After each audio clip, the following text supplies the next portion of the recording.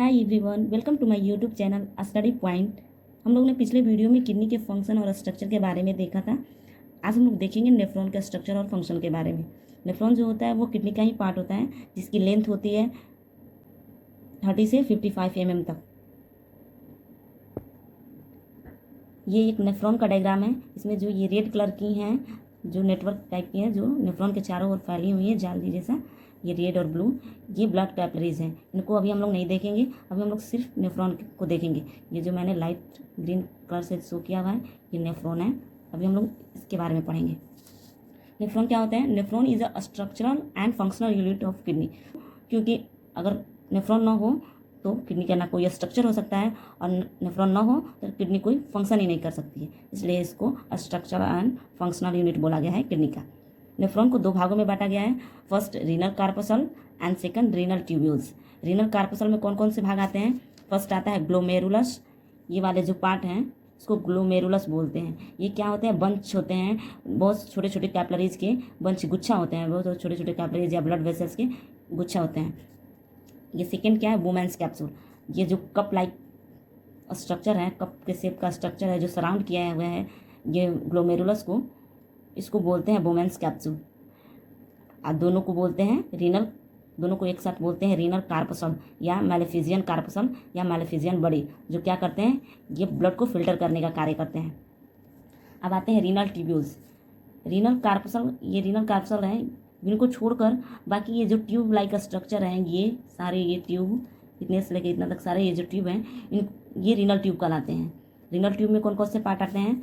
First PCT, यहाँ से लेकर यहाँ तक का पार्ट पीसीटी कहलाता है, जिसको प्रॉक्सिमल कन्वोल्यूटेड ट्यूब्यूल बोलते हैं। सेकेंड है लूप ऑफ हेनले। ये जो हेयर पिन के जैसा स्ट्रक्चर है इसको बोलते हैं loop of Henle.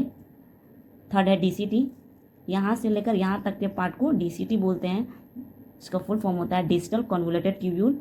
And fourth होता है कलेक्टिंग डक्ट। ये जो लास्ट पार्ट होते हैं ये, इसको कलेक्टिंग डक्ट बोलते हैं।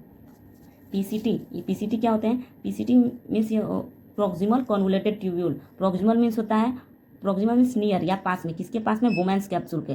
और कन्वोल्यूटेड मीन्स होता है मुड़े हुए फॉर्म में। और ट्यूब्यूल मीन्स होता है ट्यूब, यानी जो पार्ट वुमेन्स कैप्सूल के नज़दीक में होते हैं और मुड़े हुए फॉर्म में होते हैं, उस ट्यूब को क्या बोलते हैं? पीसीटी बोलते हैं, यानी प्रॉक्सिमल कन्वोल्यूटेड ट्यूब्यूल बोलते हैं। अब ये loop of Henle, loop of Henle तो जानते ही हैं, ये हेयर पिन के जैसा स्ट्रक्चर होता है इसका।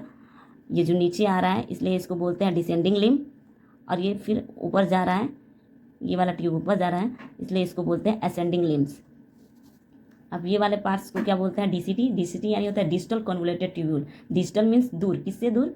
वुमेन्स कैप्सूल से, यानी अवे फ्रॉम वुमेन्स कैप्सूल, यानी जो पार्ट्स वुमेन्स कैप्सूल से दूर होते हैं, और कन्वोल्यूटेड यानी मुड़े हुए फॉर्म में, यानी जो पार्ट वुमेन्स कैप्सूल से दूर होते हैं और मुड़े हुए फॉर्म में होते हैं, उस ट्यूब को क्या बोलते हैं? डीसीटी बोलते हैं, डिजिटल कन्वोल्यूटेड ट्यूब्यूल बोलते हैं।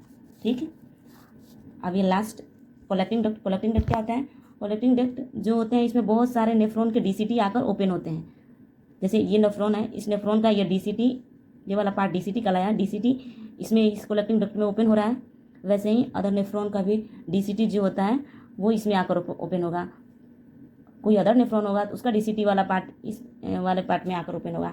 यानी हम पहले बता चुके हैं कि जो नेफ्रॉन होते हैं, नेफ्रॉन की संख्या अधिक होती है और कलेक्टिंग डक्ट की संख्या कम होती है। क्यों? क्योंकि बहुत सारे नेफ्रॉन एक ही कलेक्टिंग डक्ट में आकर ओपन होते हैं, यानी बहुत सारे नेफ्रॉन का जो डीसीटी पार्ट होता है वो एक ही कलेक्टिंग डक्ट में आकर ओपन होता है।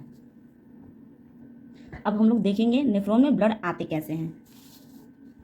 हम लोग जानते हैं कि जो हार्ट होता है, हार्ट में जो डिसेंडिंग अरोटा निकलती है, जो पूरे बॉडी को ऑक्सीजनेटेड ब्लड सप्लाई करती है, तो वो अरोटा नीचे आकर बहुत सारे आर्टरी में डिवाइड हो जाती है। बहुत सारे आर्टरी में डिवाइड हो जाती है, जिसमें एक आर्टरी नाम है उसका क्या? Renal artery.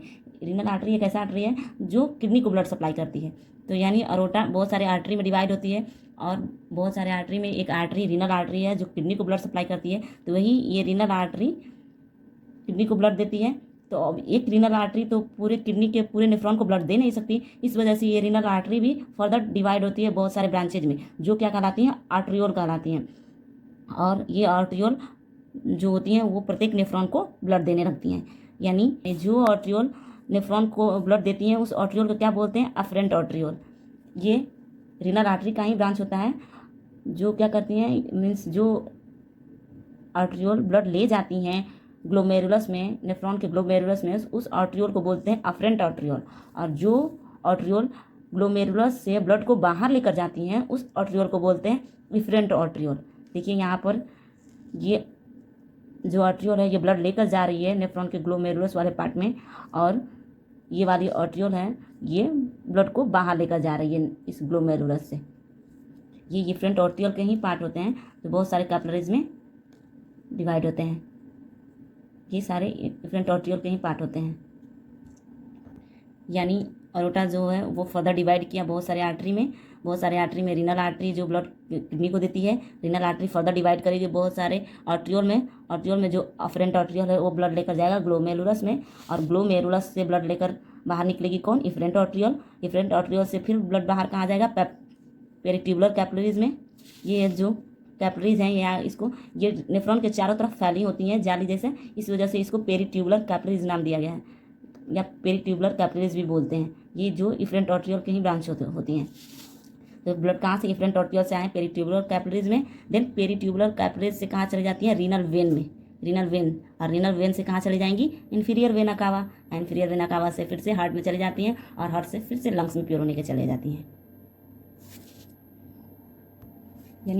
यानी ये अफरेंट आर्टरियोल इसमें ब्लड लेकर गई, जो ब्लड फिल्टर में, और जो ब्लड फिल्टर में वो तो ट्यूब में नीचे चले जाते हैं, और जो ब्लड फिल्टर नहीं होते हैं उसको लेकर बाहर निकलती है इफरेंट आर्टरियोल, और इफरेंट आर्टरियोल ये बाहर लेकर चली जाती है, और देन रीनल वेन से बाहर निकल जाती है, और रीनल वेन मर्ज हो जाते हैं इन्फीरियर वेना कावा में, देन इन्फीरियर वेना कावा लेकर चले जाते हैं हार्ट में ब्लड को प्योर होने के लिए। हार्ट ब्लड प्योर करने के लिए दे देता है लंग्स को। अब हम लोग देखेंगे फॉर्मेशन ऑफ यूरिन, यानी यूरिन का फॉर्मेशन कैसे होता है। यूरिन के फॉर्मेशन के लिए 3 स्टेप होते हैं। First ultra filtration, second reabsorption, and third होता है ट्यूबुलर सिक्रेशन। अल्ट्रा फिल्ट्रेशन में क्या होता है? जब एफरेंट आर्टरियोल से ब्लड आती हैं ग्लोमेरुलस में, तो यहाँ पर ब्लड का प्रेशर जो होता है हाई होता है। हाई होने की वजह से जो ब्लड के लिक्विड होते हैं और छोटे छोटे मॉलिक्यूल होते हैं वो छनकर इस ट्यूब में आ जाते हैं, जिसको पीसीटी बोलते हैं, यानी प्रोक्सिमल कन्वोल्यूटेड ट्यूब्यूल। पीसीटी में आ जाते हैं, यानी जो चीज़ें छनकर पीसीटी में आती हैं उन चीज़ों को क्या बोलते हैं? Glomerular filtrate. ग्लोमेरुलर फिल्ट्रेट में क्या क्या चीज़ें होती हैं, यानी जो चीज़ें छनकर आती हैं उसमें क्या क्या होती हैं? Water, urea, NaCl, glucose, plasma, amino acids, यानी water, glucose, plasma, amino acids, NaCl, ये चीज़ें यूजेबल होती हैं। ये चीज़ें तो हमारे बॉडी के लिए यूजेबल होती हैं, और ये चीज़ें यूरिया जो है अनयूजेबल है। यानी जो अल्ट्रा फिल्ट्रेशन में है वो, यानी अल्ट्रा फिल्ट्रेशन में जो चीज़ें छनकर आती हैं जिसको ग्लोमेरुलर फिल्ट्रेट बोलते हैं, इसमें अनयूजेबल और यूजेबल मटेरियल दोनों ही होती हैं। ओके, अब सेकेंड देखते हैं रीअब्जॉर्प्शन। रीअब्जॉर्प्शन में क्या होता है? मीन्स जो अल्ट्रा फिल्ट्रेशन, यानी ये फर्स्ट वाला अल्ट्रा फिल्ट्रेशन के बाद जो चीज़ें फिल्टर होकर आती हैं उसमें यूजेबल और अनयूजेबल दोनों चीज़ें होती हैं, दोनों मटेरियल होती हैं। तो जो अल्ट्रा फिल्ट्रेशन के बाद जो चीज़ें फिल्टर होकर इस ट्यूब में आती हैं इसमें यूजेबल और अनयूजेबल दोनों ही मटेरियल होती हैं। जैसे वाटर यूजेबल है, ग्लूकोज यूजेबल है, बट यूरिया अनयूजेबल है। तो जो चीज़ें यूजेबल होती हैं उनको ये जो ब्लड कैपिलरीज होती हैं जो नेफ्रॉन के चारों तरफ फैली होती हैं वो ट्यूब से इनसे रीअब्जॉर्ब कर लेती हैं, यूजेबल चीज़ें को फिर से रीअब्जॉर्ब कर लेती हैं खुद में। किसके द्वारा? बाय डिफ्यूजन के द्वारा। रीअब्जॉर्ब क्यों करती हैं? क्यों अगर रीअब्जॉर्ब नहीं करेंगी तो ये तो रीनल ट्यूब है जो यूरिन का फॉर्मेशन करता है, यानी यूरिन के साथ साथ अगर ये ग्लूकोज, प्लाज्मा, अमाइनो एसिड्स को भी बाहर ले जाएगा बॉडी से, तो हमारे बॉडी में इन चीज़ों की कमी हो जाएगी। इस वजह से ये ब्लड कैपिलरीज जो होती हैं यूजेबल चीज़ों को रीअब्जॉर्ब कर लेती हैं अपने कैपिलरीज में, देन पूरे जो होता है ब्लड में मिल जाती हैं। ये चीज़ें, ये प्रोसेस क्या कहलाती हैं? रीअब्जॉर्प्शन। रीअब्जॉर्प्शन क्या होता है? रीअब्जॉर्प्शन में जो अल्ट्रा फिल्ट्रेशन के बाद जो फ्लूइड रीनल ट्यूब में आए होते हैं उनमें बहुत सारी यूजेबल और अनयूजेबल चीज़ें होती हैं। जो यूजेबल होती हैं उनको ब्लड कैपिलरीज रीअब्जॉर्ब कर लेती हैं बाय डिफ्यूजन के द्वारा। ये प्रोसेस रीअब्जॉर्प्शन कहलाता है। जैसे रीअब्जॉर्प्शन में क्या क्या रीअब्जॉर्ब करता है? Glucose, salt, sodium, amino acids.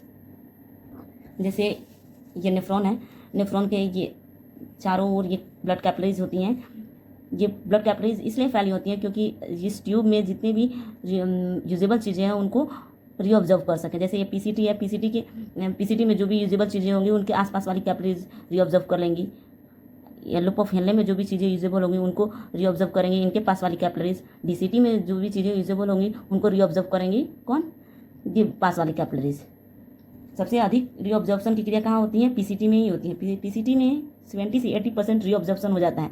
जैसे जो होता है ब्लड फिल्टर होकर जो भी फ्लूइड इसमें आते हैं तो पीसीटी में 70 से 80% रीऑब्जर्प्शन हो जाता है। तो पीसीटी में क्या रीऑब्जर्व होता है, ग्लूकोज, अमाइनो एसिड्स, प्लाज्मा, ये चीज़ें पीसीटी में रीऑब्जर्व होती हैं।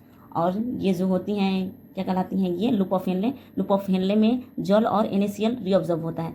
यानी लूप ऑफ हेनले में जल होता है तो जल को ये कैपिलरीज रीऑब्जर्व कर लेती हैं, और NaCl होता है तो इनको ये कैपिलरीज रीऑब्जर्व कर लेती हैं। हमारे बॉडी को जल भी ज़रूरत होता है और सोडियम, ये चीज़ें भी ज़रूरत होती हैं। अब होता है डीसीटी भी रीऑब्जर्व करते हैं। डीसीटी में भी क्या रीऑब्जर्व होता है, H2O और NaCl। डीसीटी वाले पार्ट से भी NaCl और H2O ये कैपिलरीज रीऑब्जर्व कर लेती हैं। अब बच्चा ये ट्यूब्यूल जिसको कलेक्टिंग डक्ट बोलते हैं। इस कलेक्टिंग डक्ट में तो बहुत सारे नेफ्रॉन का डीसीटी आकर मिलता है, यानी बहुत सारे कलेक्टिंग डक्ट हैं। इसमें तो बहुत सारे वाटर और यूरिया होंगे। तो पूरे वाटर को तो बॉडी से निकालेगा नहीं, बॉडी को पूरे वाटर को बॉडी से बाहर निकाल देगा तो बॉडी में वाटर की कमी हो जाएगी। इस वजह से कलेक्टिंग डक्ट भी H2O को रीऑब्जर्व कर लेते हैं, या बोलिए या ये दे देते हैं लूप ऑफ हेनले को, और लूप ऑफ हेनले से ये कैपिलरीज रीऑब्जर्व कर लेती हैं। देन पूरे बॉडी में ब्लड चला जाता है। अब थर्ड देखते हैं ट्यूबुलर सिक्रेशन क्या होता है। ट्यूबुलर सिक्रेशन मीन्स ये जो इफरेंट आर्टरियोल है जो ब्लड को बाहर लेकर जाती हैं, मीन्स कौन से ब्लड को बाहर लेकर जाती हैं, जो ब्लड फिल्टर नहीं हो पाते हैं उन्हीं ब्लड को बाहर लेकर जाती हैं। तो इसमें भी बहुत सारे इम्प्योरिटीज़ रह जाते हैं। मीन्स जो ब्लड फिल्टर नहीं हो रही हैं तो यानी उसमें भी थोड़ी बहुत इम्प्योरिटीज़ होंगी। तो ये इम्प्योरिटीज जो होती हैं वो सीक्रेट कर देती हैं किसको, इस ट्यूब को। यानी इस कैपिलरीज से जो अनयूजेबल चीज़ें हैं वो सीक्रेट हो जाती हैं इस ट्यूब में। ये क्रिया क्या कहलाती है, ट्यूबुलर सिक्रेशन कहलाती है। ट्यूबुलर सिक्रेशन में क्या सीक्रेट करती हैं, ये ट्यूब क्या सीक्रेट करती हैं, creatinine, drugs, HN, potassium ion, इस चीज़ों को सीक्रेट कर देती हैं इस ट्यूब को। अल्ट्रा फिल्टर फिर से देखते हैं। अल्ट्रा फिल्ट्रेशन में क्या होता है, अल्ट्रा फिल्ट्रेशन में ब्लड फिल्टर होकर आते हैं पीसीटी वाले भाग में, जिसको ग्लोमेरुलर फिल्ट्रेट बोलते हैं। रीऑब्जर्प्शन में क्या होता है, रीऑब्जर्प्शन में ये जो रीनल ट्यूब हैं इसमें यूजेबल चीज़ें ब्लड कैपिलरीज रीऑब्जर्व कर लेती हैं खुद में। और ट्यूबुलर सिक्रेशन में क्या होता है, ट्यूबुलर सिक्रेशन में ये जो ब्लड कैपिलरीज होती हैं इसमें थोड़ी बहुत इम्प्योरिटीज़ बची होती हैं जो सीक्रेट कर देती हैं किसको, ये रीनल ट्यूब को। यानी अल्ट्रा फिल्ट्रेशन, रीऑब्जर्प्शन और ट्यूबुलर सिक्रेशन के बाद जो चीज़ें बचती हैं या जो फ्लूइड बचता है उसको बोलते हैं यूरिन।